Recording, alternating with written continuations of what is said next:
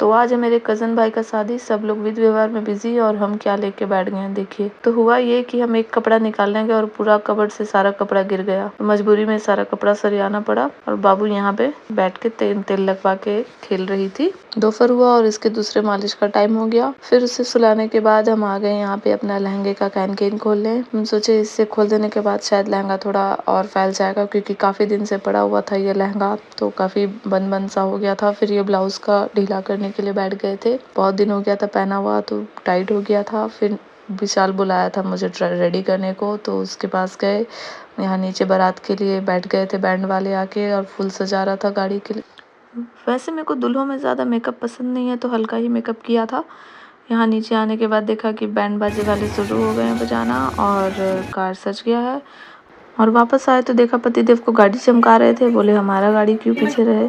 यहाँ फुआ मेरे से मेकअप करवा रही थी बार बार, ये मेकअप, ये वाला लिपस्टिक हटा दो, ये वाला लगा दो, वो हटा दो। फिर छोटी फुआ ने करवाया सब लोगों के मेकअप के बाद। यहाँ पे बाबू को हम रेडी करने आ गए। इस बीच बाबू आकाश के साथ खेल रही थी।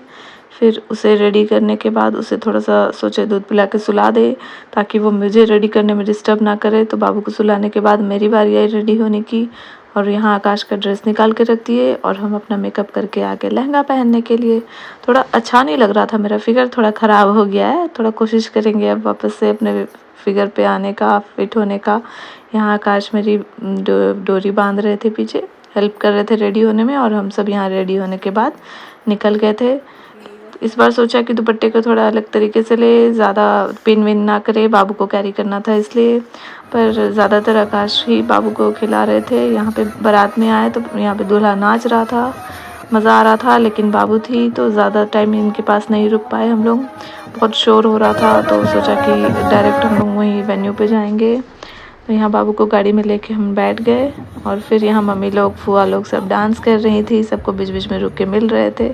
और यहाँ आ गई दुल्हनिया रानी हमारे बीच, और वो बहुत बड़ा सा दुपट्टा लगा के रखी थी जिसमें लिखा हुआ था विशाल की दुल्हनिया। और फिर होने लगा जयमाला। जयमाला के बाद आए हम लोग यहाँ पे खाने के लिए, और हम घूम घूम के खा रहे थे, और आकाश बाबू को लेके खिला रहे थे। फिर हम आकाश को अपने हाथ से खिला रहे थे क्योंकि वो बाबू को लिए हुए थे। और फिर खिलाने के बाद हम लोग यहाँ फ़ोटो खिंचाने लग गए।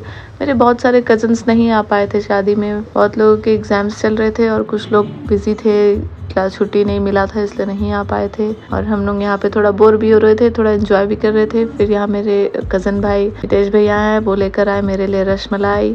फिर हम बैठ के रसमलाई खाए, और फिर बाबू को लग गया भूख, बाबू बहुत रोने लग गई थी।